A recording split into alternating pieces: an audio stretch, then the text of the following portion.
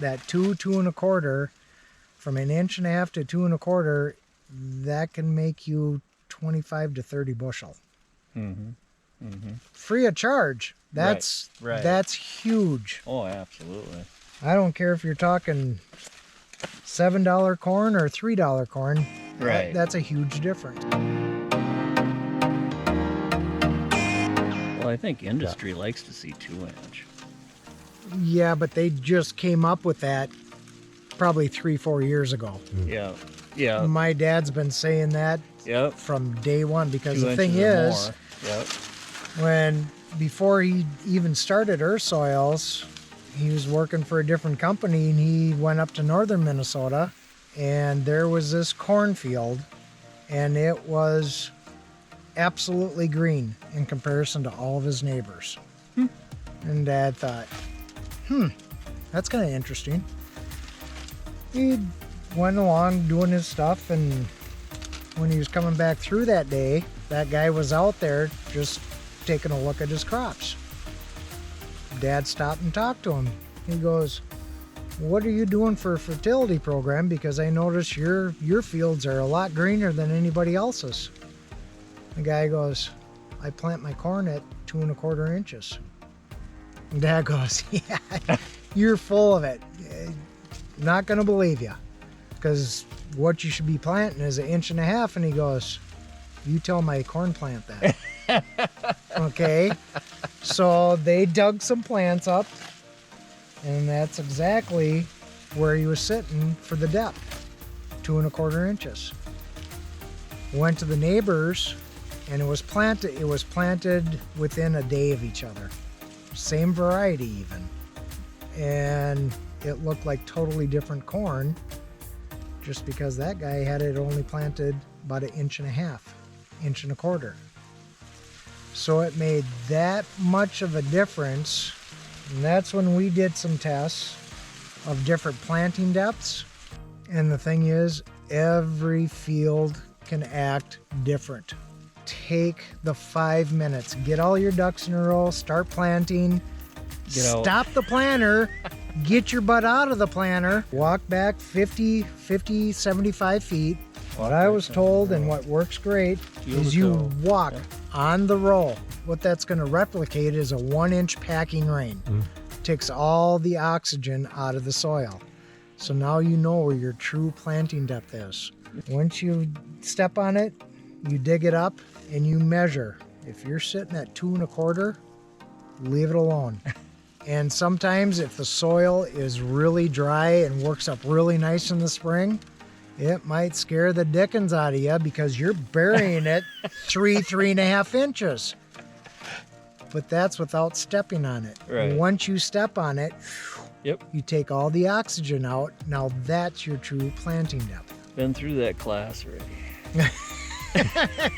It makes a huge difference. So yeah, I used to plant a lot shallower than that. Yep. And like I say, I get nervous. I'm looking at the neighbors all up. 2-3 days later, it's finally poking through. Farmers are farmers. We're all our own entity. Like you say, actually going out and what we're doing right now and comparing, that's the only real way that you can tell a difference. And like they've always said, that the plant don't lie.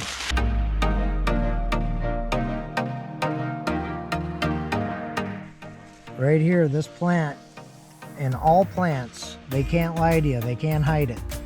This is where the kernel was. From here up to here, you're looking at, you're sitting at a good 2.25 inches. Guess what? That's ideal planting depth for a corn plant. I've seen it to where it's wet in the spring and guys get nervous and, I gotta set my planter up to make sure that plant gets up and out of the ground. Well, guess what? You just might have jinxed yourself by 20 bushel. Cold temperatures affect that. Yes. A lot. I know I get nervous because it seems like my corn takes an extra several days to come up with what the neighbors have right next door, you know. But Kind of like, is that stuff gonna grow? yeah. but I guarantee you they're probably 3/4 of an inch shallower Right, than what you are. right, or at least half. Yep. 2, 2 1/4 is ideal.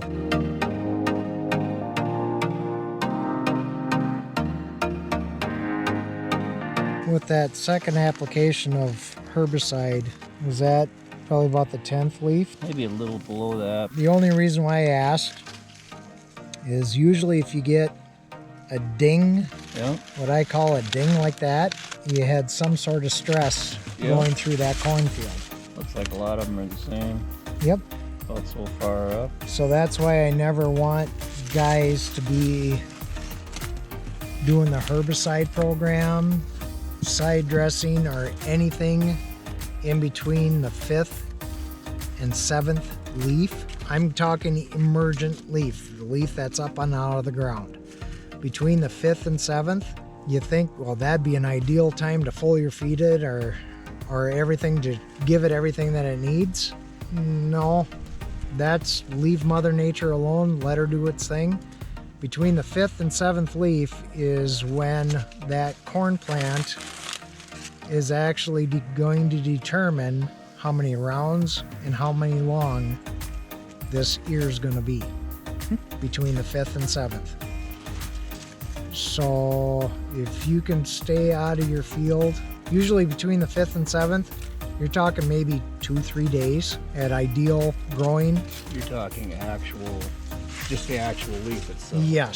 Yes, the actual leaf itself. Stay out, because that's when the corn plant's determining this. Sometimes your weather dictates a lot of It and what we do. and it does. Yes, I realize Especially that. the last few years. But it's pretty interesting where they started in a particular field and then they got pushed out until they could get back in. Yeah.